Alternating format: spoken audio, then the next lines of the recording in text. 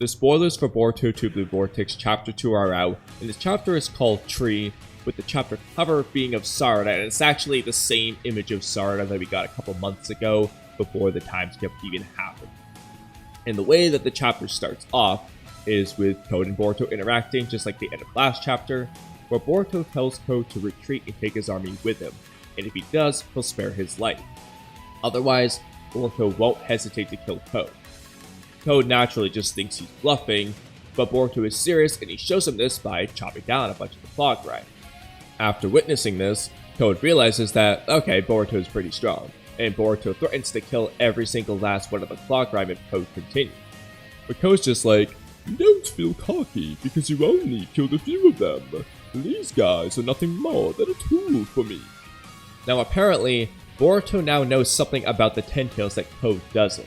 And so in this chapter, he advises Code to take him to the Ten Tails, which doesn't really make sense given that the Ten Tails is everywhere right now. It's literally in the village, it's just all split apart. But he says that Code doesn't understand the true horror of the Ten Tails. And that's why he offers to let Code live if he takes him to the Ten Tails. He also tells Code to get rid of his army, as it will lead to a worst possible future for everyone. Now we don't find out what he's learned about the Ten Tails here, but chances are he and Sasuke figure something out while they were training, and hopefully we'll learn what that is in the next few chapters or so. It's not going to be in this chapter, but maybe in 1 or 2 more chapters if we're lucky, we'll finally figure out what these details are. And I'm just curious on whether Amato actually knows whatever the secret about the Ten Tails is, and just never mentioned to anyone way back when he was interrogated back in chapter 45, 46, and 47. Something to keep an eye on moving forward. But anyway, Boruto and Sarada then talk, where Boruto says that some people still haven't escaped yet, so he asks her to help those people escape and to leave the rest to him in the battle against Code. And Sarada's like, is everything fine? And he's like, we'll talk later, but for now, survive. And that's about all they do for talking in this chapter based off the spoilers anyway. And while everyone's battling against the claw grime, we learn 2 new key details about these claw grime, which I find really cool and interesting. So the first one is that the claw grime can turn themselves into miniature forms of the divine tree. The reason why I say that is because we see one sneak up behind a guy, and then it starts turning into a tree. You get one panel where it's like half tree, half claw grime, and the last one it's just a big chunk of tree, where it's wrapped around the guy's body, and it looks as though it may be draining his chakra just as the divine tree did in the War of Naruto, which would make perfect sense based off what the divine tree does. Now as for how the claw grime would be able to do this, the idea that I have in mind is, well A, there are pieces of the Ten Tails, where the Ten Tails is the seedling for the divine tree. And then as we know from Amato, the Ten Tails only becomes the divine tree after it eats an otsutsuki. So in the case of Code and the claw grime here, Code seemingly has Shibai's DNA, or some amount of Shibai's power anyway, based off how Amato words things in chapter 75. Because he groups Code's claw marks in with Eida and David's abilities, who we know to be from Shibai, and then he separates Kawaki's abilities, and specifically says that he inherited those from Ashiki. So the way he phrases things makes it seem as though Code's power is also coming from Shibai, whether it's straight up from Shibai's DNA, like Eida and Damon, or it's because of the white karma seal. Either way though, it seems like Shibai's essence is somehow related to Code, on top of the fact that he's a human who merged with the Ten Tails creature. Because of that, that might be allowing them to kind of be in this middle ground area where they can kind of go back and forth between kind of tree, kind of human, kind of Ten Tails. Kind of interesting, but I think it makes somewhat sense that something in there is what allows him to do that. Now we also get to see Shikadai, Inojin, and Chocho fight against the claw grime, where Shikadai catches 3 of them in Shadow Possession Jutsu, Inojin catches one of them with a bird when it sneaks up behind Chocho, and unfortunately, in the spoilers anyway, Chocho doesn't seem to get any shine in this chapter. We don't get to see her like kicking any or punching any or anything. She just runs, gets snuck up on, and Inojin saves her, so hopefully she gets some shine at the chapter. It is not just being saved by everyone here. But the other interesting thing about the claw grime that we see here though is one of them jumps back and its face is covered by the claw mark, but then it opens up a rinnegan eye. Now, the fact that it can have a rinnegan eye makes sense to me, given the fact that the Ten Tails has a rinnegan eye, and Code just kind of merged through with the claw grime. So it doesn't really surprise me that they could have a rinnegan eye. The part I just find more interesting is the fact that all of their heads are covered by the claw marks. And way back in chapter 72, the only one that ever had an eye open was when Code specifically took his eye and put it into the claw grime using his claw marks. And if you actually pay really close attention, each claw grime has an ever so slightly different design. Specifically, if you look at where the claw marks are on their face, their body, and so on. And this specific claw grime that opens a rinnegan eye is actually the exact same claw grime as the one I just referenced in chapter 72. The claw mark on its face is in the exact same position. He's got the same one on his chin. He's got the same one on his chest/stomach area. And the rest of his body is exactly the same.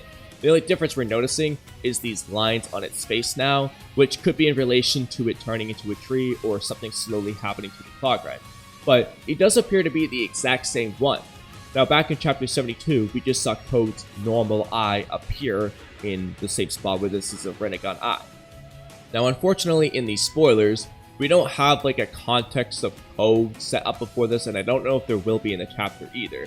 So we don't see like an image of Code right before this where he covers his eye with his claw mark like he did back in chapter 72.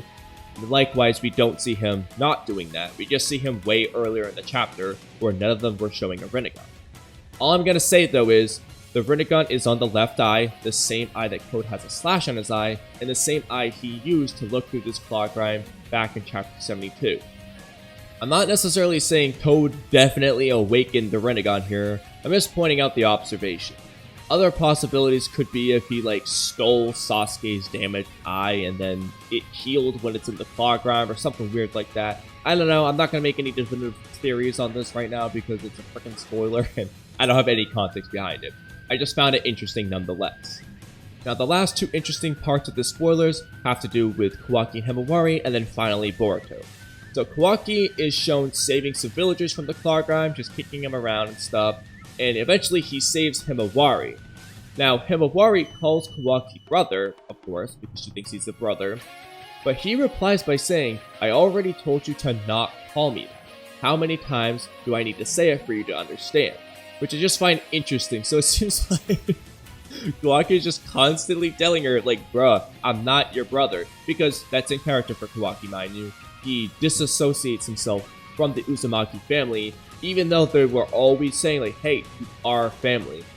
But he just kept saying like, there's no place for me in this village. There's no place for me here. There's no place for me there. Blah, blah, blah. That's just Kawaki's character. He truly thinks he is an outsider, and that just hasn't changed, even though everyone's memories about it did. Kawaki still feels the same way for the most part.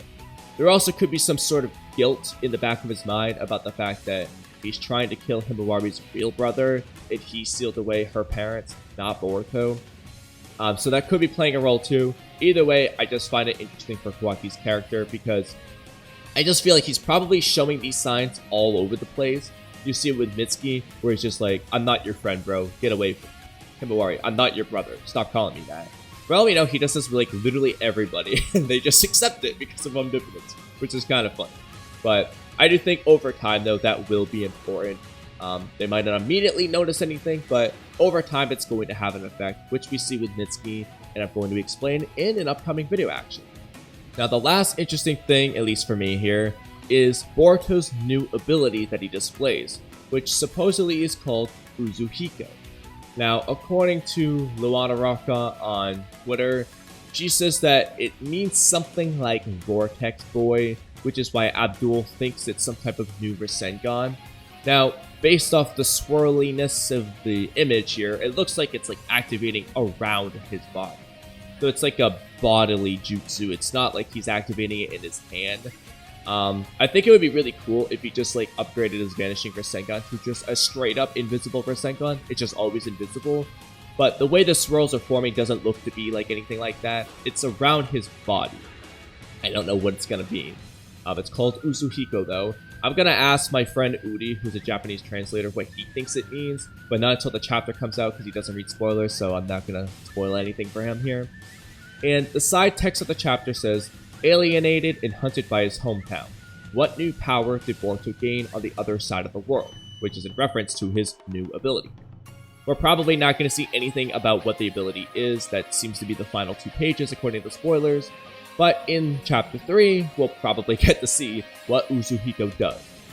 Now, unfortunately, we do not get any of Amato, Sumire, Mitsuki, and seemingly Momoshiki or Sasuke either in this chapter. So, I find it funny how we still haven't seen Amato's reaction to Omnipotent. We haven't seen this dude since Chapter 79, the beginning half, mind. But hopefully we'll get to see him soon. Same with Sasuke.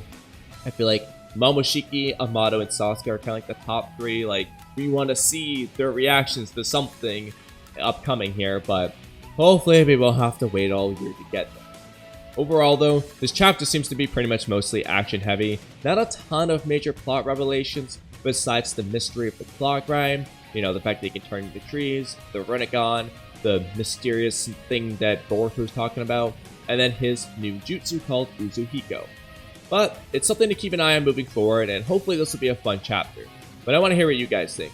How do you guys feel about these spoilers? What's your thoughts on the rinnegan deal, the tree deal, the mysterious bad thing about the 10 tails Boruto talks about? And what do you think Uzuhiko is going to do as an ability for Boruto?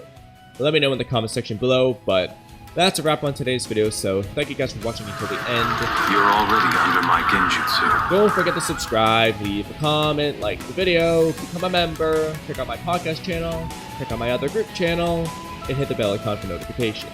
Sorry, Sasuke. Maybe some other time. Have a great rest of your day, and I'll catch you guys next time. Bye.